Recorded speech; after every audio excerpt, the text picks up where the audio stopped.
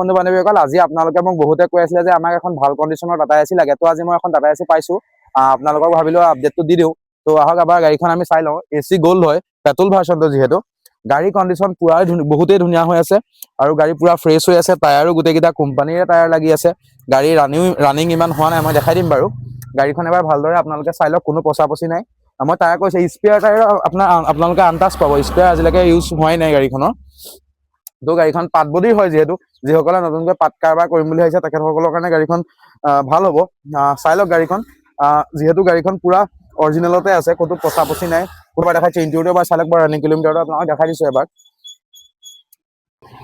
আপোনালোকক মই এবাৰ ৰানিং কিলোমিটাৰটো আপোনালোকক এবাৰ মই দেখাই দিম। তো চাই লওক এবাৰ ৰানিং কিলোমিটাৰটো। ভিতৰতো পুৰা ফ্ৰেছ হৈ আছে, ধুনীয়া চিট লাগি আছে, অৰিজিনেল চিটে লাগি আছে। ৰানিং কিলোমিটাৰটো এবাৰ দেখাই দিছোঁ। মাত্ৰ 18,000 কিলোমিটাৰ ৰানিং হৈছে গাড়ীখনৰ। আৰু গাড়ী দেখিছে কোনো পচা-পচি নাই, বহুত ধুনীয়া হৈ আছে, ফ্ৰেছ হৈ আছে গাড়ীখন। তো গাড়ীখন আপোনালোকক মই ভালদৰে দেখুৱালো। এচি গ'ল্ড হয়, পেট্ৰল ভাৰ্চনটো, যিহেতু 05 ৰেজিষ্ট্ৰেশ্যন, গোলাঘাটৰে গাড়ী। গোলাঘাটৰ যদি কোনোবা ভিডিঅ'টো চাই থাকে তেখেতসকলে ল'ব পাৰিব। তেখেতসকলৰ কাৰণে মই ভিডিঅ'টো দি দিছোঁ। এইখন গাড়ী যদি আপোনালোকে লয় 395ত গাড়ীখন লৈ যাব পাৰিব। আৰু যদি কোনোবাই ফাইনেন্স কৰোঁ বুলি ভাবে কৰিব পাৰিব। আৰু যি পাৰোঁ আমাৰ চাই দিবলৈকে আপোনালোকক চেষ্টা কৰিম। তো আমাৰ স্ক্ৰীণত নম্বৰ দিয়া থাকিব, যোগাযোগ কৰিব। মা অটোমোবাইল সকলোৱে জানে। তো আজিলৈ ইমানেই আছিলে। Thank U.